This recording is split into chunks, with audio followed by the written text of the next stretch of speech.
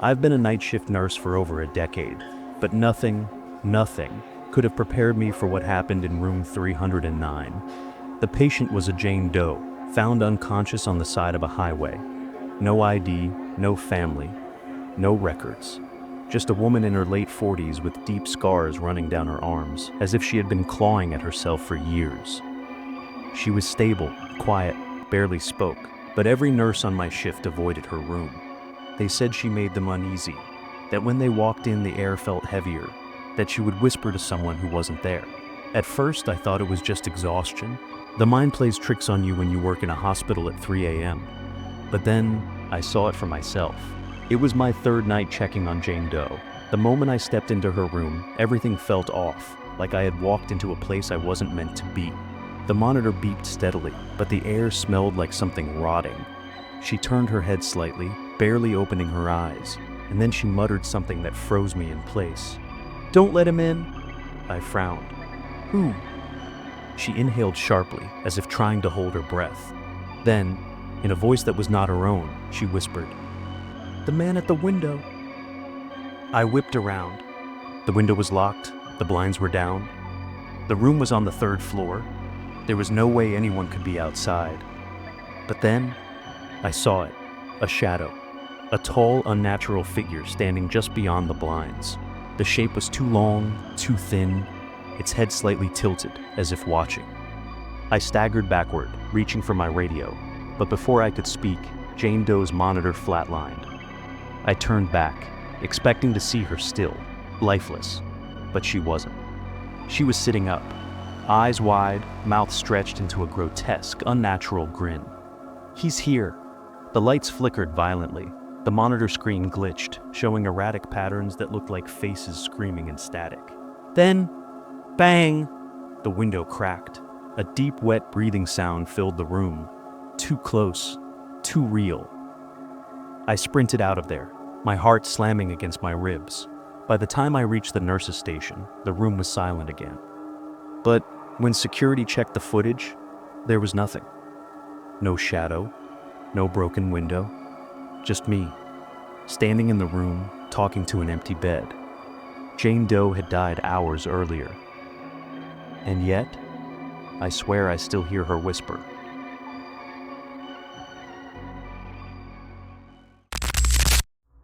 Hospitals are strange places. They hold life and death, but sometimes things get stuck in between. It started with the reflection. I was working a double shift in the ICU when I walked past a darkened patient room. The glass door was reflective, and for a split second, I saw myself. But I wasn't moving. I froze. My reflection stood there staring at me. And then, it smiled. Not a normal smile, a wrong smile. Too wide, too many teeth. I turned to the glass door, but the room was empty. No patient, no lights on, just the faint sound of breathing. I backed away slowly, but then my pager beeped, a code blew. Room 212. I ran. The patient was thrashing violently against the bed rails, her eyes rolling back as she gasped for air. I grabbed her arm, trying to steady her. She screamed. Not a normal scream, a choking, guttural wail that rattled my bones. Her eyes locked onto mine, and then she whispered, "It's wearing your face." I stumbled back. Her vitals crashed. We tried everything. CPR, defibrillation, meds, but she was gone. As we covered her body, I caught a glimpse of the door's glass reflection. I wasn't alone. Behind me, a figure stood. Same height, same scrubs, same face.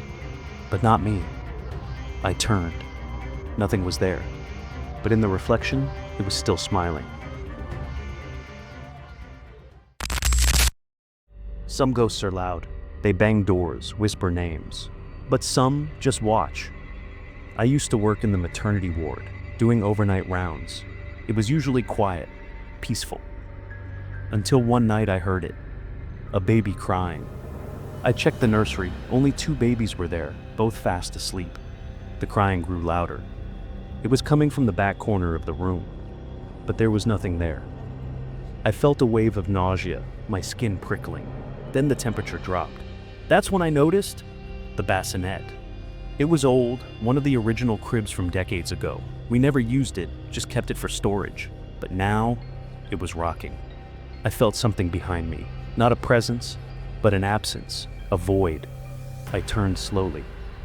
In the dim light, I saw a tiny figure, a baby, swaddled in a yellowed hospital blanket, rocking in the crib. My chest tightened. Something was wrong. It wasn't moving. The crying continued, but the baby's mouth wasn't open.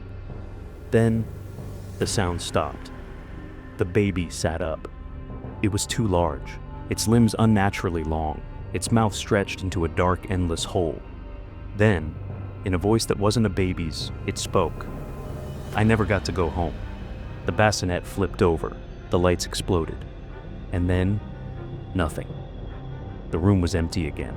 No baby, no rocking crib, just silence. But to this day, when I walk past that room, I still hear it. The soft sound of a baby crying, even though that crib was removed years ago.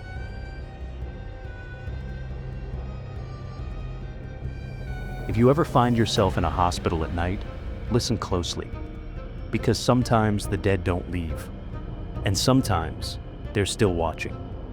Which story haunted you the most? Let me know in the comments, and if you dare, subscribe for more terrifying stories.